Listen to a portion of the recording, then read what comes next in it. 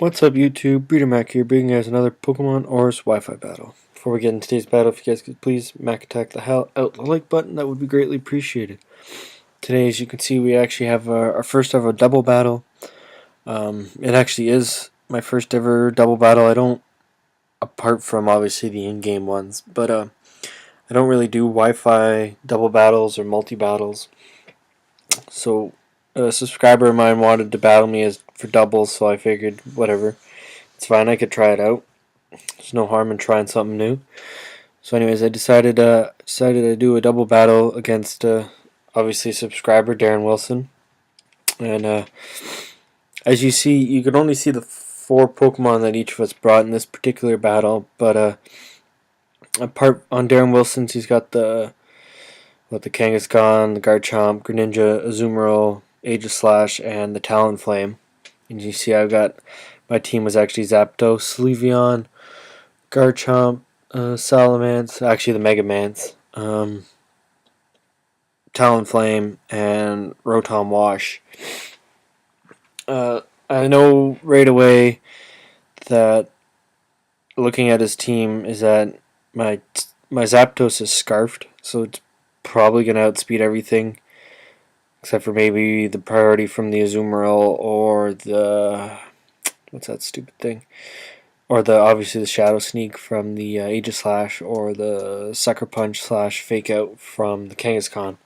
So apart from that being Scarfed, it should be able to outspeed anything on his team unless he's got a Scarf Chomp, but we'll see if he actually is running that. But my Zapdos, it's got a Discharge, which is to run in conjunction with actually a Garchomp lead, but so I can send him out and just go for Discharge and not have to worry about hitting my teammate.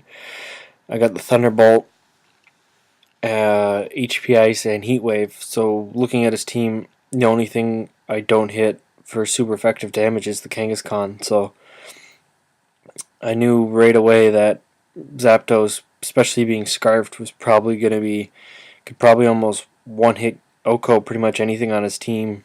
The Garchomp, the Greninja, Talonflame, Azumarill,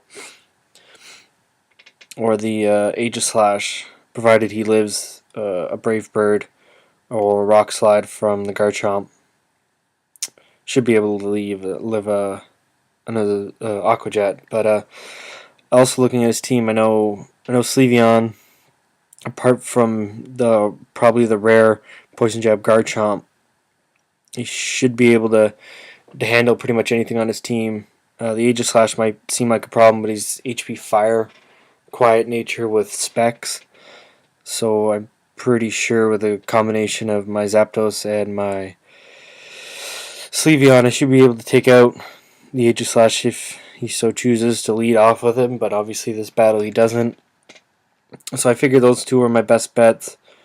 I bring the Megamance simply for Intimidate, plus he can handle the Talonflame probably pretty well. He should be able to live a couple Brave Birds. The Garchomp to handle that. Could probably take on, maybe get off one move on the Azumarill, even the Aegislash if need be, or even to handle the Kangaskhan. Plus the Intimidate is going to be a huge factor, especially in doubles. And I got the Lumberry, Garchomp, basically Earthquake, Rock Slide, simply to do a whole hell of a lot of damage to his guys. And it's also a good bet against his Talonflame as well, which was in his Aegislash. Those two are the big ones I was afraid he was gonna bring into this battle, but as it turns out, he actually doesn't bring them in this one. But we'll get to part 2 once we finish this one, because doubles you do best 2 out of 3 for the most part. So I'm gonna lead off with my Zapdos and my Sleeveon, just because I know that they're gonna be my best check overall in this battle. So I do lead off with them here. God, I can't even speak today. It's pretty bright right now on the screen, but I think it gets a little bit better. He leads off with the Greninja and the Azumarill. He must have thought I was the defensive set for having stayed in with his with his with his Greninja, and probably went for the Ice Beam. But I'm actually scarfed, and I knew my biggest threat was that Greninja, so I had to take it away. And he actually reveals that he's the belly drum Azumarill. I think he messed up on his his EV training, because if you want even HP on an Azumarill to bring you down to your Citrus Berry, but it is what it is. Can't really do much. He's actually going to now go into his Kangaskhan and his Garchomp. I'm locked into Thunderbolt, so I figure I have to switch out. So I figure my best switch is the Salamence, because these are both physical attackers, so I can get an Intimidate off, which is going to be pretty important throughout the battle.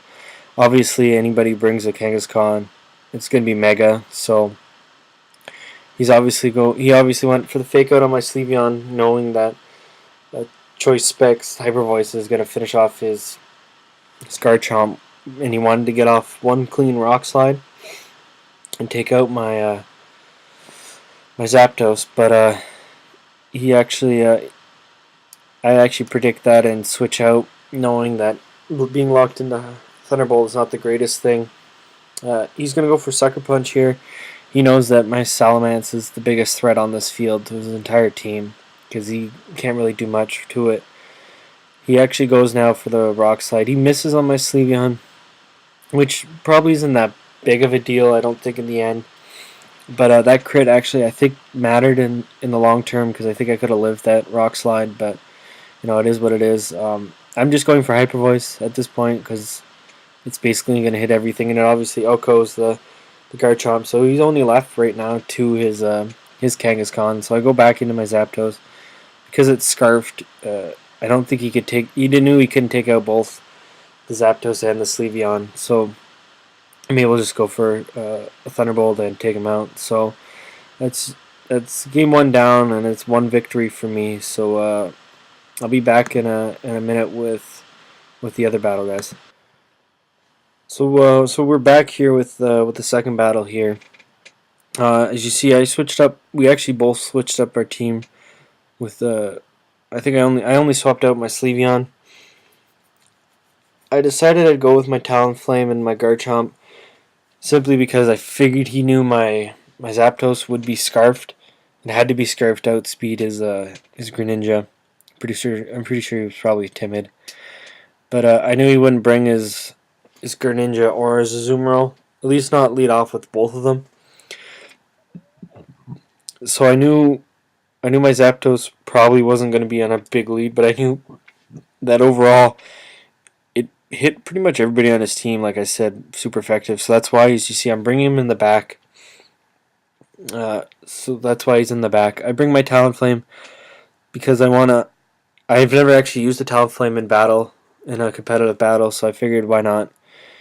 It's actually really good in doubles because of the priority Brave Bird, but I wasn't entirely sure what he would bring on this battle. I knew obviously his Garchomp and Kangaskhan would probably be sure bets to be coming, but I wasn't sure what else he'd bring. I thought the Aegislash might be because he lacked I sort of swept that battle with just not really having to worry too much about it. So I figured the Aegislash might be a good bet to come out. So that's why I do bring the Garchomp. I do lead off with the Garchomp, thinking that worst case scenario I should be able to get off a Brave Bird / Flare Blitz on the Aegislash, as well as an Earthquake to take out the Aegislash, because I know those things are really super annoying, especially once they start attacking King Shield, attack King Shield. It can get pretty frustrating and annoying. Obviously, I'm bringing my Mega Mance in the back, and like I said, I'm bringing the Zapdos as well. So I know that I wasn't entirely sure what he was going to do, like I said. So I figure my best bet is to lead off with the Talonflame and the Garchomp, because then I should be able to handle the Aegislash if he so chooses to. Plus, the priority Brave Bird is going to do a lot of damage to anybody on his team. And he actually does lead off with the Aegislash and Garchomp. I didn't know Aegislash could actually learn Wide Guard, so that's that's something I need to worry about later on. I'm actually not Choice Banded Talonflame. I'm just Sharp Beak. I think Banded might have actually taken him out. He actually reveals that he's the weakness policy Aegislash, so that's going to be a huge problem. His Garchomp's actually going to get the speed tie here over mine. And he's actually going to miss on the Talonflame, which is actually huge because he doesn't have to worry about because that would actually have OHKO'd my, well, it wouldn't have OHKO'd, but it would have taken out my Talonflame for sure. And like I said, I went Earthquake, he Wide Guard, so I know this problem right now that this Garchomp's huge problem because I know the king shielding Aegislash is just gonna dick around, so I just completely double team the Garchomp because I need to take this thing out so I don't have to. So because I do have 3 of my guys are flying type, so if I don't take him out now, he's just gonna be able to spam Rock Slide for the rest of this battle, which is gonna be a huge problem. So I'm just ignoring the Aegislash. It's at a point where I know I could take it out, so I want to save my Talonflame just in case for it. He switches out into his Kangaskhan. I figured he knew that he had Wide Guard, so he didn't have to worry about my Earthquake or the Rock Slide from the Garchomp. So he obviously knew that the biggest threat on the field at that point was the Talonflame. So I think that's why he went for the Fake Out. He goes it on my Salamence, but because I just straight up switched out my my Talonflame. My Salamence took the damage, so I'm okay with that. He goes for the Wide Guard, and I knew at this point he had Wide Guard. I cannot believe that Dragon Claw didn't finish him off. I was pretty PO'd about that, but it is what it is. I can't really do much about it. He must be HP invested, but I know it's at a point where I can easily take it out with anything on my team. So at this point, I just double team the Kangaskhan because I know I have to take this thing out because it's extremely annoying. So he reveals that he's the double edge set, and because the Rough Skin's actually going to be able enough to take him out on its own. So I'm pretty happy that I was able to take out his Kangaskhan, and he actually goes for an attack this turn.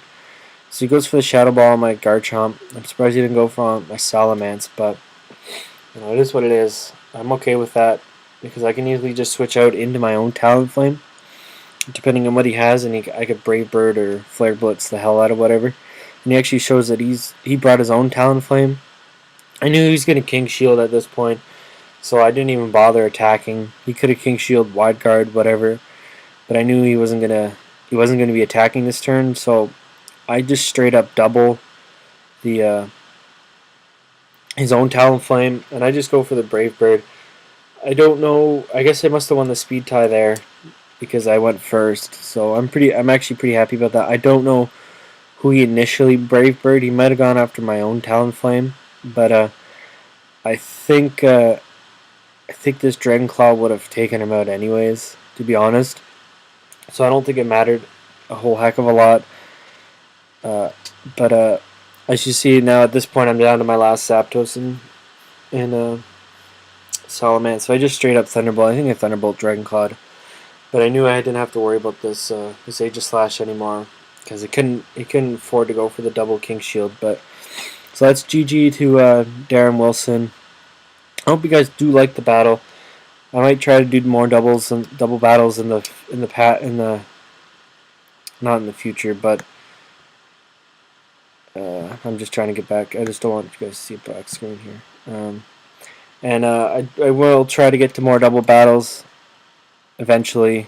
One day I might actually get into it a lot more. But I hope you guys like the battle, and if you guys could please like, comment, and subscribe to the channel, that'd be great. Thanks, guys.